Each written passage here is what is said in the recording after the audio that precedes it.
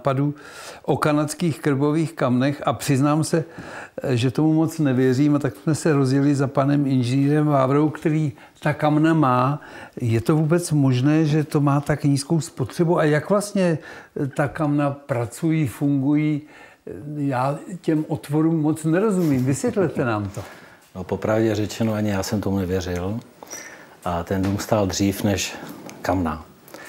V první sezóně jsme topili přímo topama a po uzavření sezóny to byla ekonomická katastrofa. Řešili jsme, jak budeme vytápět vůbec 120 metrů čtverečních a výsledek bylo studium trhu a nevěřící kanadská krbová kamna. Je tady pouze teplovzdušný systém, který jímá teplo z kamen a rozvádí ho po celém domě.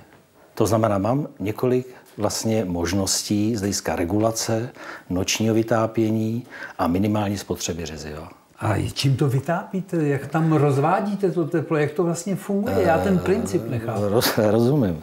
On to byl trochu pokus omyl. Takže po první zimě jsme hledali způsob, jak dostat teplo jednodušeně za roh. Následně jsme obestavěli nerezový kouřovod měděným tvarem, z kterého vychází jednotlivé výdechy, které směrují teplo do příslušných rohů a větví, která jímá teplo z varné desky vlastních krbových kamen, odvádíme teplo samotíží do ostatních pokojů.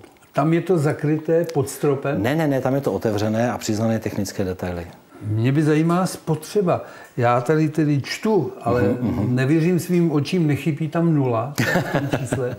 Ne, nechybí v žádném případě. My zde žijeme a topná sezona v Brdech je 10 měsíců v roce.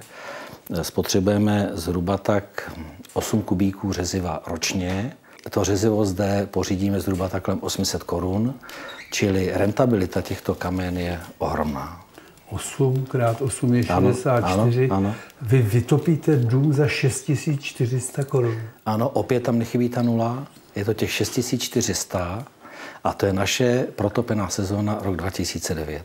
Při teplotách, které zde byly -22. Jak často tam musíte přikládat? Samozřejmě režim přikládání, učil jsem se ho. Není to tak jednoduché. Nemyslím, že by to bylo mimořádně složité, to ne, ale ty kamna mají ohromnou vlastnost, že vydrží hořet přes noc. A ráno přijdete ke kamnům, dáte tam smrkové borové řezivo, které velmi rychle splane, dostanete se na původní teplotu a potom v průběhu dopoledne 1-2 polínka a odpoledne to už stačí skutečně 1 polínko až zase do večera, kdy na noc naložíte kamnama zpravidla dubovým nebo bukovým špalkem, který skutečně splynuje až do rána, takže není problém se vrátit do prostoru, který má svých 20 stupňů po ránu. A jak často čistíte to sklo? Tak asi jednou týdně, ne? Ne, to určitě ne, protože technologie spalování v těchto kanadských krbových kamnech je následující. Já vám to jenom v krátkosti ukážu. Primární vzduch je nasáván bočními komorami a jediné místo, jak se dostane do spalovací komory, je přes tuto lištu.